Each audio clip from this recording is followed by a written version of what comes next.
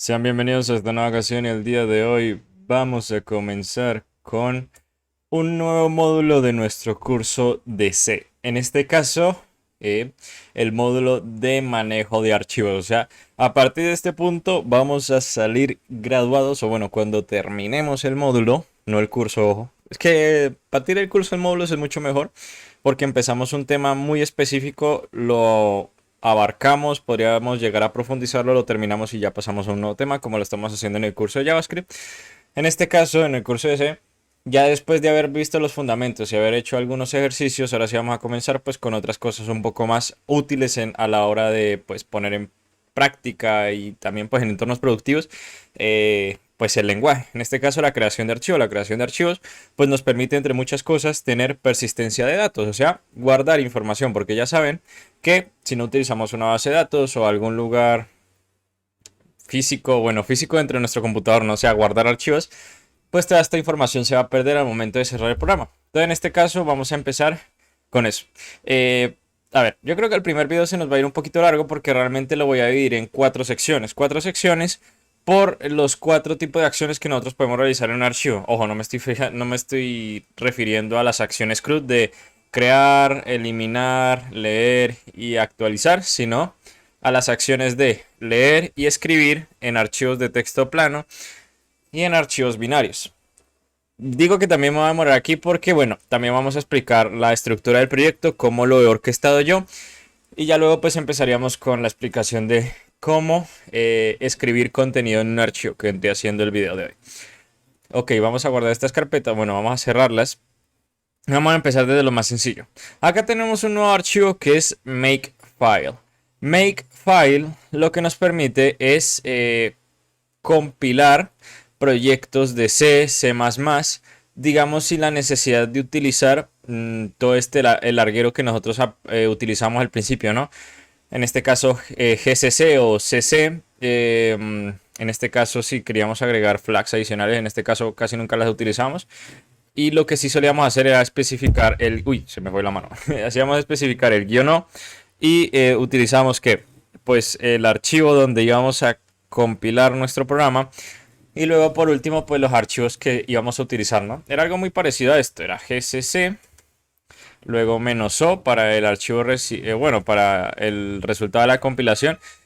En este caso especificamos this y el nombre del archivo y luego pues especificábamos los archivos fuente. En este caso pues nos íbamos a source y pues le teníamos que decir que teníamos main.c y también teníamos, en este caso también tengo practice.c y utils.c.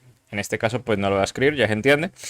Digamos que Makefile nos permite orquestar esto y básicamente con un solo comando puedes ejecutar toda esta serie de instrucciones. ¿En qué se divide? Básicamente que nada. Tenemos las flags, que lo que hace que especificar entre otras cosas que la versión de C que vamos a utilizar. Acá estamos definiendo variables más que nada porque estas variables son las que luego vamos a integrar en el propio comando.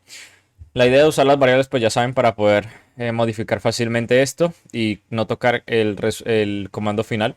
Tenemos la carpeta de donde se encuentra pues todo joder, que no sé hablar. La carpeta donde se encuentran todos los archivos fuente. La carpeta de distribution donde se van a compilar. Y las dependencias. En este caso las dependencias no son necesarias. Esto lo tenía de un proyecto anterior. Pero la voy a dejar como para demostración de que, bueno, también podemos agregar dependencias que son archivos que no están dentro de la biblioteca estándar y pues hay que especificar al compilador de, oye, estoy utilizando esto también. Ya luego tenemos otra variable que vendría siendo source files, que aquí es, bueno, especificar cada uno de los archivos que está utilizando nuestro programa. Eso incluyendo los headers, en este caso utils.c y practice.c. El main.c pues ya saben que es el punto de arranque del programa. Y yo estoy utilizando utils por una serie de funciones que vamos a utilizar más adelante. Y en practice sí es dividiendo cada video. O sea, hoy vamos a ver en este caso write file, pero en practice pues tengo write file, write file binary, bueno, write binary file y read binary file. O sea, acá es donde estoy dividiendo cada uno de los capítulos por funciones. Y ya luego pues especificamos lo que vendría siendo el comando para compilar. En este caso pues agregamos las flags necesarias, donde se va a compilar el archivo, los archivos de código fuente y las dependencias. Ya por último también está la sección de clean, que lo que se encarga es, digamos, de ejecutar este comando al momento de realizar una nueva compilación. En este caso, pues solo nos encargamos de eliminar todo el contenido de... Bueno, realmente no todo el contenido, solo main, porque no estamos compilando más. Y ya. Tenemos rush.sh. ¿Por qué tenemos rush.sh? Porque digamos que pues makefile lo único que hace es crear, no ejecuta ni nada. O sea, makefile lo que nos hace es evitar escribir todo este larguero de aquí sin variables. Uy, Dios mío, es el colmo. O sea, no estaba bostezando para nada ahorita y comienzo a grabar y comienzo a bostezar, Dios mío. Que tampoco me he tomado mi tintico de hoy. En fin. Ya lo que hace rush.sh sí es el script sh que vamos a utilizar para la compilación. Se me olvidó tener en cuenta una cosa y es que, bueno, la mayoría de gente puede que no esté utilizando Windows. Acá podría hacer dos cosas. Adaptar el video para aquellas personas que están utilizando Windows o recomendar completamente de que utilicen sistemas basados en Linux al momento de programar. Para no ser caspa, pues lo que yo diría es que joder, el archivo make viene incluido con las, o sea, este archivo realmente se utiliza el comando make, que suele venir integrado en GCC y me imagino que era WinGC, si no estoy mal era la utilidad que se instalaba en Windows. Sí que no se preocupen por eso, o sea, solo es instalar make. Entonces, pues esto sí abarca todos los sistemas operativos. Eso sí, room.sh, pues tendrían que copiar este comando. Y yo no sé, pedirle a ChatGPT o si saben PowerShell o CMD, pues decir que este comando se lo pasen a PowerShell o CMD. Y ya. ¿Qué es lo que hace este comando? Pues crea la carpeta dis, si no existe, ejecuta el comando make, que lo que va a hacer make es venir a la ruta y pues identificar si hay un fichero makefile. Si existe, pues lo va a ejecutar. Y por último, pues vamos a ejecutar pues el archivo. Y entonces ya pues hacemos 3 comandos en uno solo. Aunque la idea es que compilamos y ejecutamos. Dios mío, me voy a tomar un tinto porque hoy no, pailas, me duermo acá. Ahora sí regresamos. Bueno, también pensándolo, ¿qué les iba a decir? O sea, podríamos crear un video informativo acerca de, bueno, dar como esos primeros pasos en sistemas Linux. Y bueno, no se preocupen, tampoco les voy a enseñar a instalar ahí una distribución desde cero y que se maten la cabeza, sino que al menos en Windows, pues también existe Windows Subsystem for Linux, que pues fue algo que ya trajeron hace ratico en Windows 10. Y bueno, que permite como que instalar bueno, un emulador, no una máquina virtual entre comillas, que no es necesariamente precisa de VirtualBox o cosas así, sino que es como abrir una terminal aquí y que en lugar de ser CMD o PowerShell es de Linux, lo cual es súper útil. Entonces yo creo que estaría chévere. Continuando así, ya me he tomado mi tintico. Vamos a continuar. Entonces en este caso makefile pues nos deja ver que los archivos de dis, acá yo tengo una compilación previa, y CRC. ¿Qué tenemos en CRC? En CRC tenemos los headers. Recuerden que los headers es básicamente el punto intermedio que lo que nos permite es exportar funciones y otros elementos pues a nivel de todo el programa. Acá tenemos utils y tenemos practice. Entonces pues vamos quitando eso de la cabeza, ¿no? La carga mental de tantos archivos, pues bueno, quitamos practice y quitamos utils. Si se fijan, pues acá está la declaración de las funciones. Y en utils, pues también, que acá estas son utilidades que lo que vamos a utilizar es que está súper chévere. O sea, la programación imperativa tiene sus puntos. Porque es chistoso que esto en JavaScript y en Java también, aunque esto ya viene de por sí. Y acá toca es crearlo desde cero, pero bueno. Entonces, bueno, vamos a ir a main. En main, pues, ¿qué tenemos? Lo sencillo. Bueno, aparte que estamos importando practice, pues utilizamos las funciones y las llamamos. En este caso, en este capítulo, solo vamos a ver write file. En practice, pues tenemos cada una de las funciones que vamos a ir viendo. Hoy vamos a arrancar con write files. Vamos a utilizar estas librerías y este header de utils, porque utils son unas funciones que vamos a utilizar. Y bueno, acá están los otros, ¿no? Write binary y read binary. Y entonces, ahora sí vamos a empezar con la explicación técnica, partiendo de utils. ¿Qué hace utils? Estas funciones las vamos a estar utilizando a lo largo de todo el módulo porque nos permiten realizar, digamos, acciones básicas que yo pensé que se podían hacer, pero realmente no se podían hacer. Me hace gracia porque esto con JavaScript se hace con una función y se acabó, ¿no? Pero bueno, estamos en C y toca crearlo si no existe. Entonces, ¿qué funciones tenemos? Tenemos getProgramPath, o sea, obtener la ruta absoluta de donde se está ejecutando nuestro programa. También tenemos la carpeta, que bueno, es lo mismo pero sin el nombre del programa. O sea, esta función nos daría todo lo que se encontraría, me parece que sería path, si no estoy mal. Entonces Esta función nos daría todo este larguero de aquí y fuck, me acabo de doxear, en fin. Y ya luego get program dir pues nos daría la carpeta. Entonces, regresando a esto. Tenemos join_path, que join_path también es chistoso porque en JavaScript existía, bueno, existe el módulo path y una de las funciones es join, que lo que nos permite pues es añadir directorios o hacer rutas, especificando si queremos hacer 2 puntos para atrás, etcétera. Y en este caso lo que hace join_path es que recibe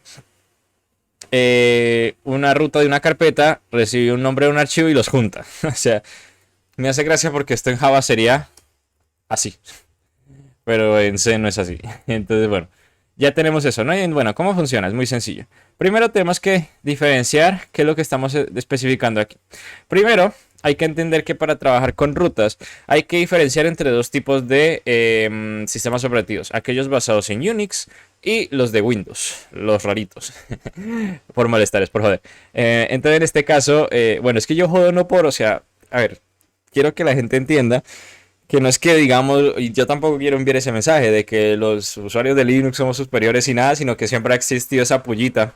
Y realmente no tiene nada que ver, o sea, el sistema operativo se adapta según las necesidades del usuario. Si tú actualmente estás contento con Windows y sientes que Windows no es una limitación para ti, perfecto, o sea, pero más que bien. En mi caso, pues yo ya con el tiempo que llevo y según las necesidades y que me gusta amargarme un poco la vida, pues me gusta meterme a Linux por todas esas cosas que se pueden cambiar y todo lo que se puede modificar. Y bueno, como les digo, porque me gusta amargarme la vida, porque la caída de pelo y el estrés que me ha generado pasarme a Linux es horrible. Pero digamos que, bueno, al fin y al cabo los dos cumplen la misma función, pero viniendo aquí al caso, es que a la hora de hablar de separadores de archivos en Linux, o bueno, en sistemas basados en Unix que también cubren a MacOS, tenemos el separador del slash. Y en cambio en Linux tenemos dos slash invertidos.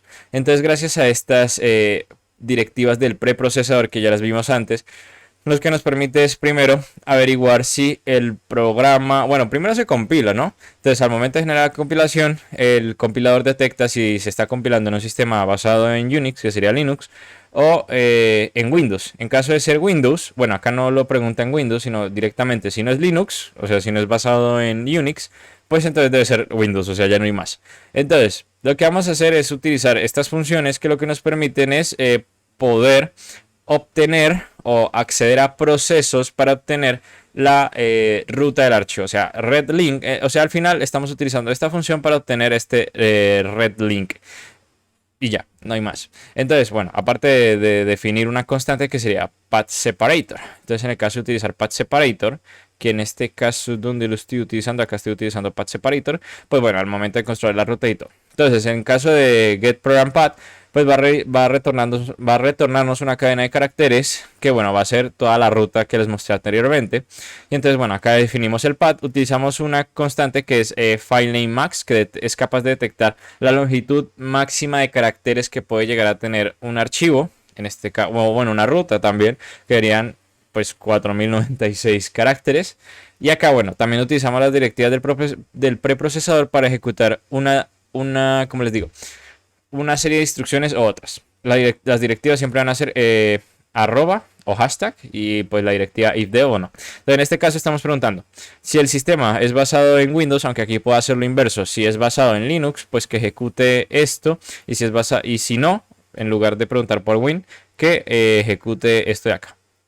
En fin, no, acá termina el enif. Entonces, lo que estamos haciendo es que, bueno, si es Windows, que utilice esta función. Esta función viene directamente de esta librería de windows.h, que, bueno, recibe una serie de argumentos y debería retornarnos, en este caso, guardar lo que es la dirección. Por el momento no le estoy dando mucho, no le estoy prestando mucha atención porque es presente al menos en Unix por ahora.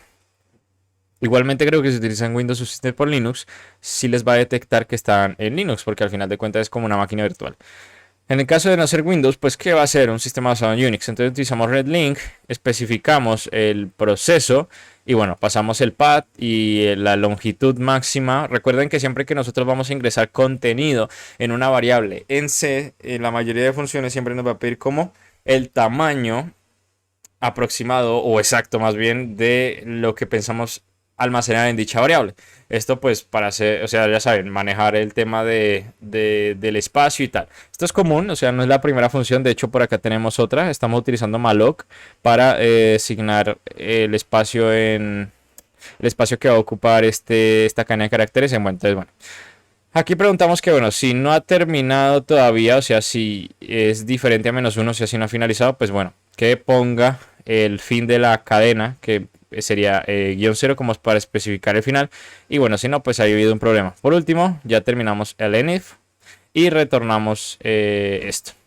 Entonces, o sea, acá está únicamente la implementación de Linux. Acá en Windows no estoy seguro si con esta función bastaría o no. Estuve leyendo un poco y bueno, que esto en teoría almacenaba el pad y yo no sé qué vueltas. Pero bueno, hay que echarle ojo en esto porque por el momento solo me estoy basando en Unix. Entonces retornamos el pad y todo perfecto. Ahora lo mismo, pero en este caso para el directorio en el que se encuentra alojado el programa. Ya no hasta el programa en sí, sino el directorio. Sé que se podía partir de esto y eliminar el programa, pero realmente es mucho más sencillo acceder directamente a la carpeta. Entonces, en este caso utilizamos la función del pad y ya luego lo que nos encargamos es de poder, como les digo, acá lo que hacemos es distinguir lo que es una carpeta de un programa y quitamos el programa al final y ya luego por último retornamos el directorio. Acá lo que se encarga malloc es, bueno, de aparte de obtener la longitud del pad, pues se le suma el 1, que esto va a incluir en este caso el final de la cadena. Recuerden que todas las cadenas siempre deben terminar con el /0 y bueno, pues ya esta operación lo que nos hace es que, bueno, si el program dir es diferente de null, lo que se va a encargar, o sea, ya después de haberle asignado el espacio de memoria, lo que se va a encargar es de copiar el contenido de program dir a program pad y ya luego pues se va a encargar, digamos, de utilizar como los separadores y aquel separador que no encuentre, o sea, digamos, el último programa se va a encargar como de cortarlo. O sea, si no tienes un slash al final, digamos, sería home, etc, program y executable, digamos que este es el programa, pues lo que se va a encargar es de executable. Pues lo que se va a encargar es saber si me lo dice efectivamente, de cortar eso y dejar el pad de la carpeta. Ya luego retorna el dir. Y bueno, pues una else en caso de que haya algún problema con la gestión de memoria. Ya por último, pues el join_pad, que el join_pad recibe un pad y se encarga de agregar el file name. ¿Por qué es esto? Pues al momento de crear archivos en una dirección en concreto, lo que hacemos en la práctica es obtener el directorio donde se está ejecutando el programa y ya luego ahí mismo pues vamos a crear pues los archivos que vamos a utilizar en la práctica. Entonces acá utilizamos la variable join_pad, asignamos el espacio de memoria respectivo. En este caso tenemos que reservar el espacio de memoria necesario. ¿Para qué? Para el pad completo que le estamos pasando, más bueno, o sea, la cantidad de bits que ocupa, más la cantidad de bits que ocupa el filename, más 2. Acá el más 2 agregué un comentario por si me llega a olvidar, que un byte se refiere al separador, pues el que vamos a colocar entre medio, ¿no? Del pad y el filename. Y el slash invertido 0, que bueno, especifica el fin de la cadena. Entonces ya con esto pues podremos eliminarlo y todo bien. Acá después de haber hecho la asignación de memoria, si es diferente de null, o sea que si todo fue correcto, vamos a utilizar sprintf, que lo que se va a encargar es de concatenar, es ya. O sea, acá hacemos el join_pad, en este caso, o sea, la variable que vamos a afectar.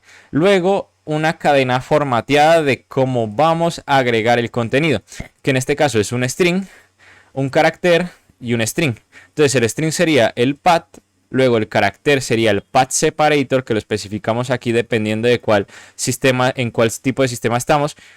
Y ya por último el filename. Entonces pues esto se encarga de pegarlo. O sea, si se fijan todo este larguero, pues yo preferiría hacerlo una función pues para ir abstrayendo y no hacer que la práctica aquí tenga un montón de cosas, sino que directamente llamamos a una función y todo perfecto.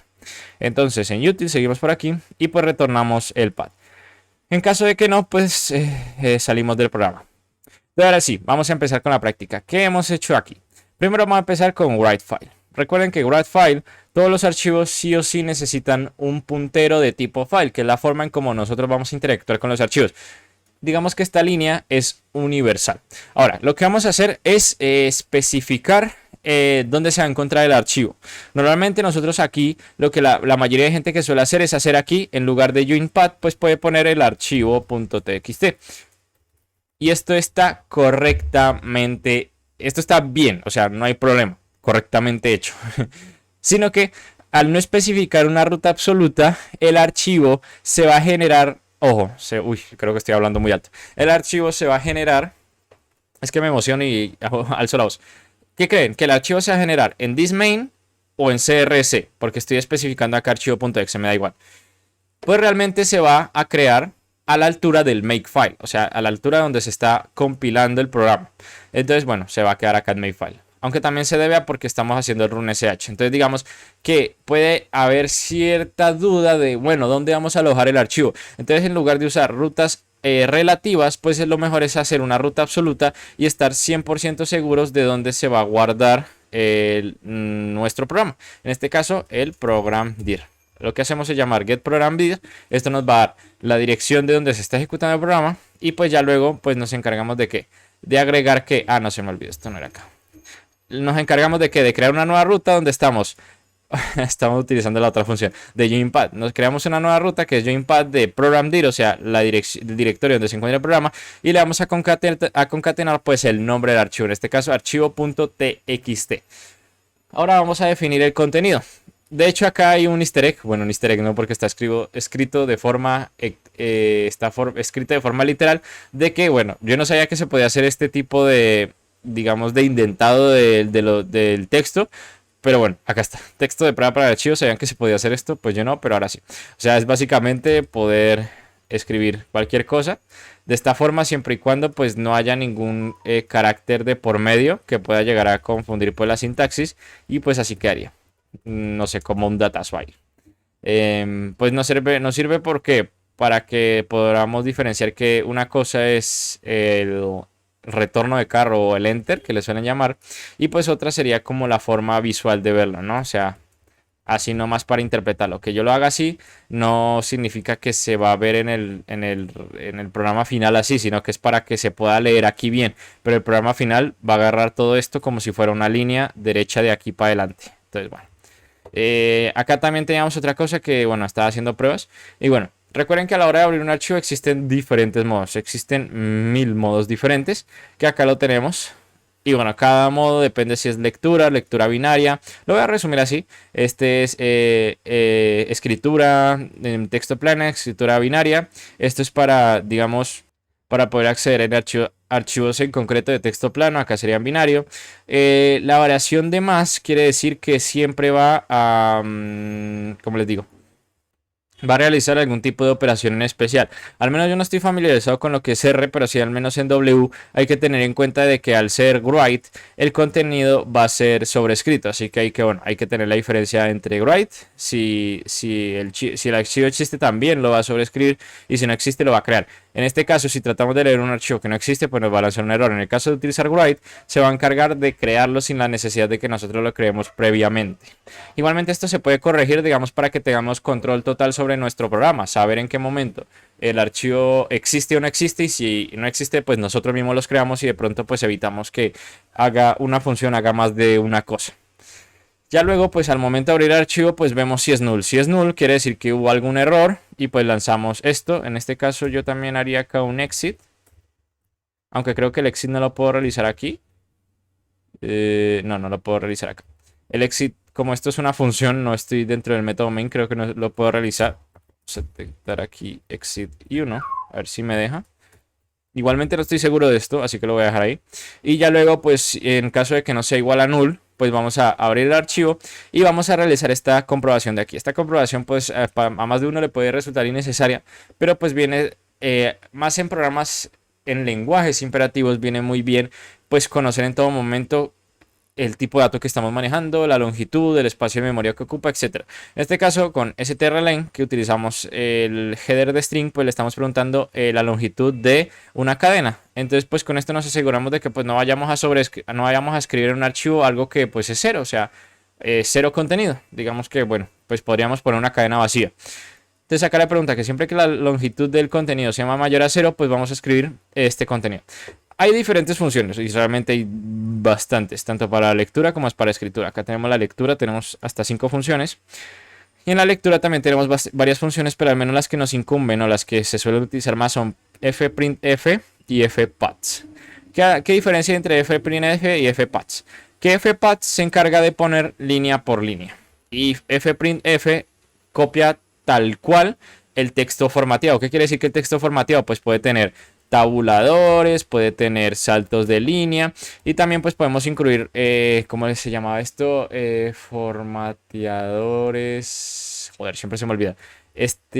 Formateadores de texto, si no estoy mal, que lo que nos permite es como variar entre, bueno, colocar variables y luego especificar, pues esa referencia que queremos agregar, ¿no? Como si fuera interpolar, que yo digo, acá pongo una cosa, y ya luego si quiero agregar una variable, yo especifico acá que sea de tipo D, y entonces aquí más adelante voy a poner 2, por ejemplo, y entonces lo va a incluir. Eso sería, sino que siempre se me olvida, esto era preformateadores de texto, algo así, joder, ya son demasiadas cosas. El caso es que pues esto es una cadena formateada, así como nosotros solemos hacer. Printf también es lo mismo. Entonces, fputs pues es todo lo contrario, solo nos permite incluir línea por línea. Entonces acá yo en una línea puse el contenido y pues siempre se tiene que especificar el puntero, y luego en otra línea pues puse bueno, en otra línea no, sino que al final puse el retorno de carro, como para que siempre que se cree el archivo pues ya pase a la siguiente línea y no se quede ahí. En este caso pues con fprintf puedo hacer todo en una misma línea y pues al menos para mí me resulta más clean. Ya si todo fue realizado con éxito, pues mandamos un mensaje como para darnos una idea. Y ojo, este paso es igualito que lo que hacemos acá arriba. O sea, siempre vamos a crear el puntero, le vamos a especificar pues el nombre del archivo, la ubicación, y a lo último, siempre que terminemos de utilizar el archivo, cerremos el archivo. ¿Por qué? Pues porque el puntero está ocupando ubicación en memoria, o sea, está ese archivo cargado, y si el archivo es muy grande o no lo sabemos manejar, pues se puede quedar ahí consumiendo recursos, y bueno, pues sí, es algo importante. Aunque también esto ocurre en Java, hay que especificar o cerrar el archivo, o la mayoría también se suele equivocar con lo del escáner, pero bueno, ya estoy entrando en muchos detalles. O sea, siempre en la mayoría de lenguajes imperativos siempre es necesario al momento de abrir archivos también cerrarlos. Y ya luego, pues después de esta operación, cerramos el archivo y ya nos quedaría. Ahora sí, vamos a poner en práctica todo lo que vimos, ¿no? Obtenemos la carpeta, unimos la carpeta y el nombre del archivo, lo abrimos en modo de escritura, comprobamos que no sea null. Si no es null, entonces significa que existe. Comprobamos la longitud y si es mayor a 0, escribimos el contenido con una cadena formateada. Si todo está correcto, pero mandamos el mensaje, cerramos el archivo y ya. Ahí quedó todo. Entonces para esto vamos a venir a la terminal, aunque aquí ya la cerré, entonces voy a abrir otra nueva. Y en este caso podría utilizar make y compilarlo, pero en este caso voy a utilizar room.sh. Entonces room.sh crea la carpeta y si no existe, compila con make y ejecuta el archivo. Entonces hacemos esto y nos sale un warning. Vale, parece que exit todavía no lo puedo utilizar. No lo puedo utilizar. Es que lo mejor es utilizarlo dentro de... O sea, lo que debía haber hecho aquí es que las funciones me retornaran un número, un código. Entonces, en caso de haber alguna advertencia, algún error, que retornar ese número, y acá pues hacer una comprobación de que si llegaba a ser diferente de 0, pues hacer un exit en todo caso. Vamos a eliminar esto como para que nos quede bien limpia la salida. Y bueno, volvemos a ejecutar. Aunque aquí se ejecutó. Y ya pues podemos ver archivo abierto correctamente, escrito correctamente, cerrado correctamente. Y si nos vamos a dist, ahora sí vamos a encontrar nuestro archivo, archivo.txt. Y si se fijan, pues todo está en una misma línea, como les comentaba. No que porque se ve así no significa que va a ser así. Recuerden que siempre es retorno de carro. Ya luego, pues si colapsamos, pues podemos leer texto de prueba para archivo. ¿Saben que se puede hacer esto? Pues ya no operarse. Ya comentarios adicionales. No, mentira, el comentario adicional es en esta parte de red file. No, miento. Comentario adicional era en utils. En utils nosotros utilizamos esta función que es readLink, ya como un dato adicional. Esta función readLink no proviene del estándar de C, sino que es de, digamos, de... Y es que esto me pareció muy curioso, ¿no? Porque pues uno no está acostumbrado, o sea, uno cuando, bueno, yo viniendo de Java, escribí Java, ¿no? Digamos que las versiones pues son lo que ya está, y digamos que utilizo la versión, digamos, de Java 18, 19, 20 o la de Node que venga, la de JavaScript, ¿cierto? y que no se pueda modificar. En este caso en C, pues vienen diferentes tipos de versiones y de hecho hay versiones que siguen el estándar oficial y otras versiones que son modificadas para cumplir con tareas en concreto. Resulta que RedLink no proviene del estándar de Sensi, ojo, tampoco investigué al 100%, de pronto me puedo llegar a estar equivocando, pero es una idea que pues leí por ahí de por qué es que ocurría lo que ahorita vamos a ver. Porque lo normal en Makefile es nosotros compilar con el estándar C11. Y yo acá tengo GNU 11. Si yo cambio a C11, esto va a seguir funcionando, pero nos va a salir una advertencia. Esta advertencia de aquí. ¿Por qué? Porque no reconoce la declaración de la función readLink, porque no es propia del estándar.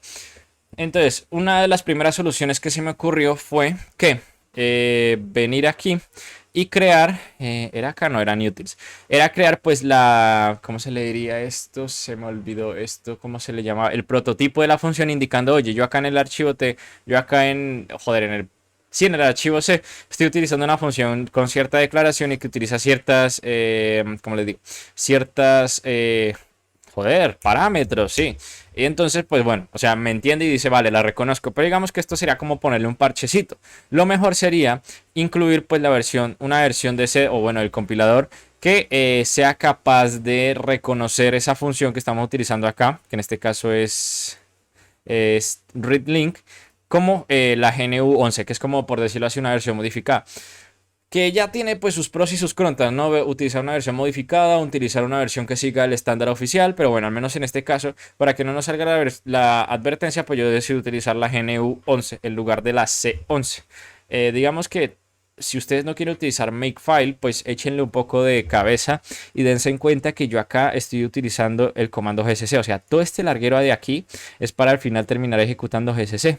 Y entonces pues aquí sería cambiar las variables. Tenemos estas flags de aquí, tenemos el folder donde lo compilamos, los archivos fuente y las dependencias, ¿cierto? Entonces al final pues estamos ejecutando. De hecho acá me sale, si no estoy mal, aquí me sale, acá está el comando, me sale todo el larguero que está ejecutando básicamente. Y entonces pues ustedes solo si quieren cambiar la versión sin utilizar make, pues se dan cuenta que es gcc. Pueden ignorar estos dos de aquí y poner std estándar es igual a C11. Bueno, en este caso C11, pero yo lo modifiqué después para GNU 11. Y de esa forma, pues sí es capaz de reconocer pues la función readLink y poder utilizarla ahí como un dato adicional. Por lo que nada, espero que este video haya sido de utilidad. Y bueno, en el siguiente video nos estaríamos viendo. En el siguiente video vamos a abarcar la función de readFile para poder leer archivos. Por lo que nada, espero que este video haya sido de utilidad y nos estaremos viendo en la próxima sesión. Adiós.